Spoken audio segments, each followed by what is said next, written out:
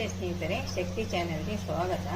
ನಾನಿವತ್ತು ಮಾವಿನಕಾಯಿ ಖಾರ ಗೊಜ್ಜು ಮಾಡೋದನ್ನ ತೋರಿಸ್ತೀನಿ. ಇದನ್ನು ಹೇಗೆ ಮಾಡೋದು ಅಂತ ಹೇಳ್ತೀನಿ. ಅದಕ್ಕೂ ಮುಂಚೆ ಯಾರು ನನ್ನ ಚಾನೆಲ್ಗೆ ಸಬ್ಸ್ಕ್ರೈಬ್ ಆಗಿಲ್ಲ, ಪ್ಲೀಸ್ ಸಬ್ಸ್ಕ್ರೈಬ್ ಮಾಡ್ಕೊಂಡು ನೋಡಿ ಅಂತ. ಇವಾಗ ಮಾವಿನಕಾಯಿದು ಖಾರ ಗೊಜ್ಜು ಮಾಡೋದನ್ನ ಹೇಗೆ ಅಂತ ನಾನು ಇವಾಗ ತೋರಿಸ್ತೀನಿ. ಇವಾಗ ನೋಡಿ, ಇದ್ರ ಸಿಪ್ಪೆ ತೆಗಿತೀನಿ. ಈ ಥರ ಸಿಪ್ಪೆ ತೆಗೆದ್ಬಿಟ್ಟು ಚಿಕ್ಕ ಚಿಕ್ಕ ಪೀಸ್ ಮಾಡಿ ಇಟ್ಕೊಳ್ತೀನಿ. ಇವಾಗ ಈ ಥರ ಸಿಪ್ಪೆ ತೆಗೆದು ಇಟ್ಕೊಂಡಿದ್ದೀನಿ. ಇವಾಗ ಇದನ್ನ ಎಲ್ಲ ಸಣ್ಣ ಸಣ್ಣ ಪೀಸ್ ಮಾಡಿ ಇಡ್ತೀನಿ. ಇವಾಗ ಮಾವಿನಕಾಯಿ ಖಾರ ಗೊಜ್ಜು ಮಾಡೋಕ್ಕೆ ಮಾವಿನಕಾಯಿನ ಈ ಥರ ಸಿಪ್ಪೆ ಎಲ್ಲ ತೆಗೆದು ಈ ಥರ ಸಣ್ಣ ಸಣ್ಣದಾಗಿ ಕಟ್ ಮಾಡಿ ಇಟ್ಕೊಂಡಿದ್ದೀನಿ. ನಾನು ಒಂದು ಮಾವಿನಕಾಯಿ ತೊಗೊಂಡಿದ್ದೆ, ಮೀಡಿಯಮ್ ಸೈಜ್ದು. ಇವಾಗ ಅದೇ ಮಾವಿನಕಾಯಿನ ಇವಾಗ ನಾನು ಹೇಗೆ ಮಾಡೋದಂತ ತೋರಿಸ್ತೀನಿ. ಇವಾಗ ಒಂದು ಬಾಣಲೆ ಇಟ್ಕೊಂಡಿದ್ದೀನಿ. ಬಾಣಲೆಗೆ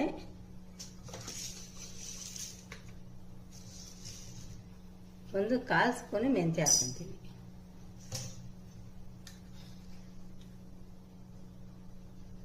ಒಂದು 1/4 ಸ್ಪೂನು ಸಾಸಿವೆ ಹಾಕ್ಕೊಂತೀನಿ. ಇಷ್ಟನ್ನು ಇವಾಗ ಹುರ್ಕೊಂತೀನಿ.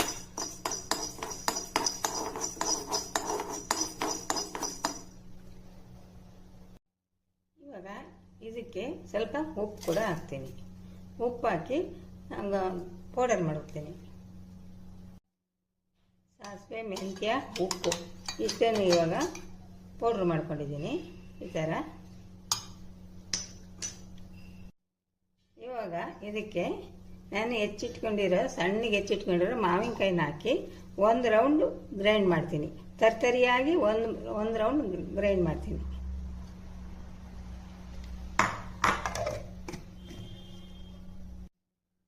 ಇಷ್ಟು ತರ್ತರಿಯಾಗಿ ನಾನು ಗ್ರೈಂಡ್ ಮಾಡ್ಕೊಂಡಿದ್ದೀನಿ.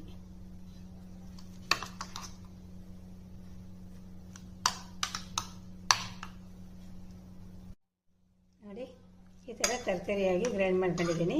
ಹುರಿದಿರೋ ಸಾಸಿವೆ, ಹುರಿದಿರೋ ಮೆಂತ್ಯ, ಉಪ್ಪು ಪೌಡರ್ ಮಾಡಿಕೊಂಡು ನಾನು ಮಾವಿನಕಾಯಿ ಹೋಳು ಮಾಡಿ ಇಟ್ಕೊಂಡಿದ್ದೆಲ್ಲ ಚಿಕ್ಕ ಚಿಕ್ಕದಾಗಿ ಅದನ್ನು ಹಾಕಿ ಈ ಥರ ನಾನು ತರ್ತರಿಯಾಗಿ ಗ್ರೈಂಡ್ ಮಾಡಿ ಇಟ್ಕೊಂಡಿದ್ದೀನಿ. ಇವಾಗ ಒಂದು ಬಾಣಲೆ ಇಟ್ಕೊಂಡಿದ್ದೀನಿ. ಬಾಣಲೆಗೆ ಒಂದು 5 ಸ್ಪೂನ್ ಎಣ್ಣೆ ಹಾಕ್ತೀನಿ.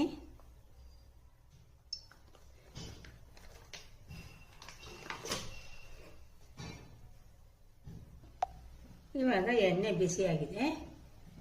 ಇವಾಗ ಸಾಸಿವೆ, ಜೀರಿಗೆ ಹಾಕ್ತಾ ಇದ್ದೀನಿ.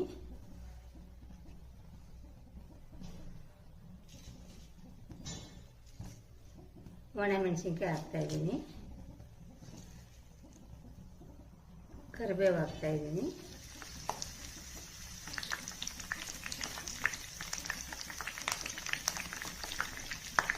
ಈಗ ಜಜ್ಜಿಟ್ಕೊಂಡ್ರೆ ಬೆಳ್ಳುಳ್ಳಿ ಹಾಕ್ತಾ ಇದ್ದೀನಿ. ಇಷ್ಟನ್ನು ಹಾಕಿ ಚೆನ್ನಾಗಿ ಮಿಕ್ಸ್ ಮಾಡ್ತೀನಿ. ಹಿಂಗೆ ಹಾಕ್ತಾ ಇದ್ದೀನಿ.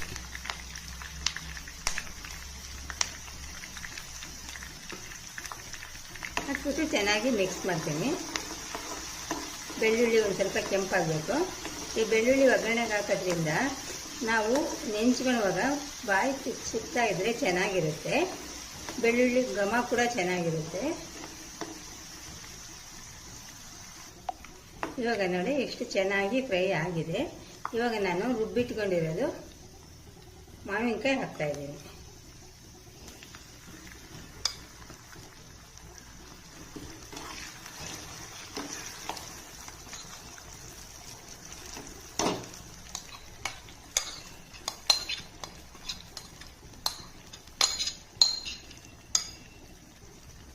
ಹಾಕ್ಬಿಟ್ಟು ಒಂದು 2 ನಿಮಿಷ ಎಣ್ಣೆನೇ ಫ್ರೈ ಮಾಡ್ತೀನಿ. ಇವಾಗ ಒಂದು ಸ್ವಲ್ಪ ಹಸಿ ವಾಸನೆ ಹೋಗೋವರೆಗೂ ಸ್ವಲ್ಪ ಫ್ರೈ ಮಾಡ್ತೀನಿ. ಈಗ ಒಂದು 2 ಸ್ಪೂನು ಖಾರದ ಪುಡಿ ಹಾಕ್ತೀನಿ.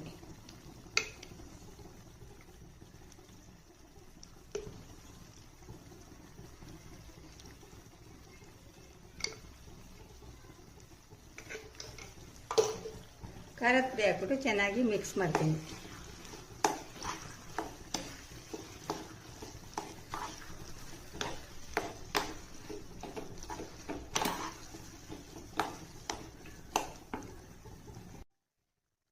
ಸ್ನೇಹಿತರೆ, ಮಾವಿನಕಾಯಿ ಖಾರ ಗೊಜ್ಜು ರೆಡಿ ಆಯಿತು.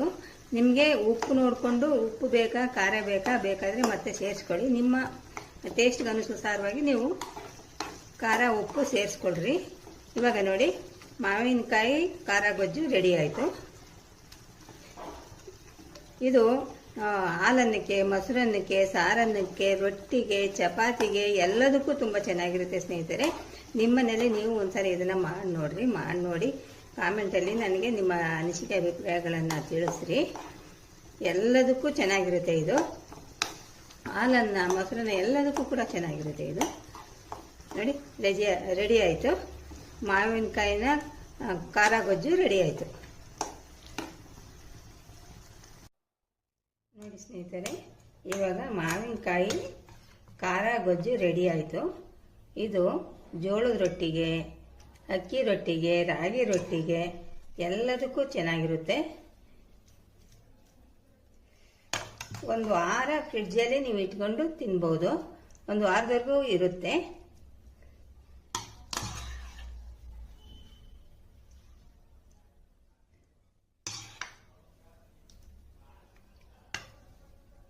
ಮಾವಿನಕಾಯಿ ಖಾರ ಗೊಜ್ಜು ರೆಡಿ ಆಯಿತು.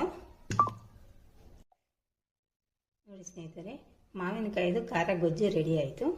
ಈ ವಿಡಿಯೋ ನಿಮಗೆ ಇಷ್ಟವಾದರೆ ಒಂದು ಲೈಕ್ ಕೊಡಿ, ಶೇರ್ ಮಾಡಿ. ಪ್ಲೀಸ್ ನನ್ನ ಚಾನಲ್ಗೆ ಸಬ್ಸ್ಕ್ರೈಬ್ ಮಾಡಿ.